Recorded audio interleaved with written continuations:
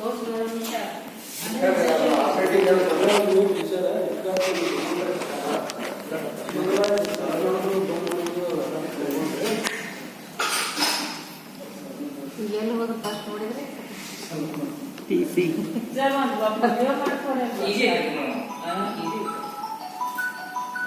Separate ಮಾಡಿದ್ರೆ ಆಗಲೇ easy ಆಗ್ತದೆ ಫಸ್ಟಿಗೆ ಮಾಡಿ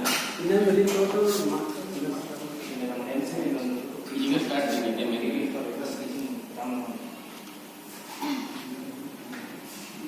ಸೆಟಪ್ ಆಗಲಿ ಇಲ್ಲಿ ಬಂದ್ಬಿಡೋಣ ರೈಟ್.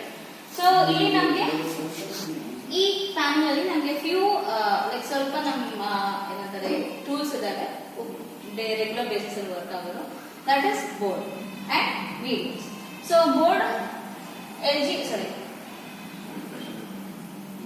ನೋಟಿಗೆ ಬರ್ತೇವೆ. ನೋಟಿಗೆ ಬಂದಿದ ತಕ್ಷಣ ನಮಗೆ ಬೋರ್ಡ್ ಓಪನ್ ಆಗಿರುತ್ತೆ. ಬೋರ್ಡ್ ಓಪನ್ ಆಗಿದ ತಕ್ಷಣ ನಾವು ಬರೀಬಹುದು, ಕಾಂಟೆಂಟ್ ಕ್ರಿಯೇಟ್ ಮಾಡಬಹುದು, ಪೇಜಸ್ಗೆ ಆಡ್ ಮಾಡಬಹುದು ಅಂಡ್ ಶೇರ್ ಕೂಡ ಮಾಡಬಹುದು. ಬರೀಬೇಕು ಅಂತ ಹೇಳಿದ್ರೆ ಡೈರೆಕ್ಟ್ ಆಗಿ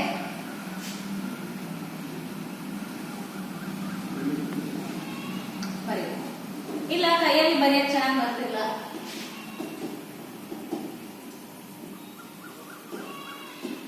ರೈಟ್. ನನಗೆ ಇದು ಫಾಂಟ್ ತುಂಬಾ ಚಿಕ್ಕದಾಗಿದೆ, ನಾನು ಬರೆದಿರೋದು ಲಾಸ್ಟ್ ಮಕ್ಕಳು ಕಾಣಿಸ್ತಿಲ್ಲ. Select tool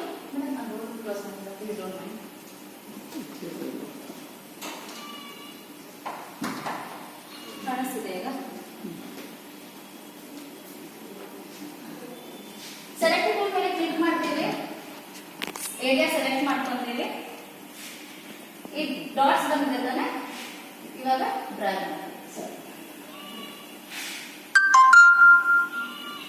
right.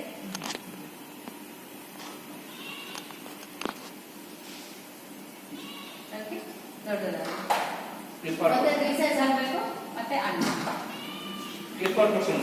Okay, clipboard ನಲ್ಲಿ ಮಾಡ್ತೇವೆ. ಸಾರಿ ಸರ್, ಕ್ಲಿಪ್ಬೋರ್ಡ್ ನಲ್ಲಿ ಹಾ ಇದನ್ನು ಹಾಕಿ ರೈಟ್, ಅದೇ ಸರ್. ಓಕೆನಾ? ಇನ್ ಕೇಸ್ ಇದು ಫಾಂಟ್ ಚೆನ್ನಾಗಿಲ್ಲ, ನಾನು ಬರೆದಿರೋ ಸ್ಟೈಲ್ ಚೆನ್ನಾಗಿಲ್ಲ, ಪ್ರಾಪರ್ ಫಾಂಟ್ ಬೇಕು, ಸೆಲೆಕ್ಟ್ ಮಾಡಿ ಸ್ಮಾರ್ಟ್ ರೈಟ್.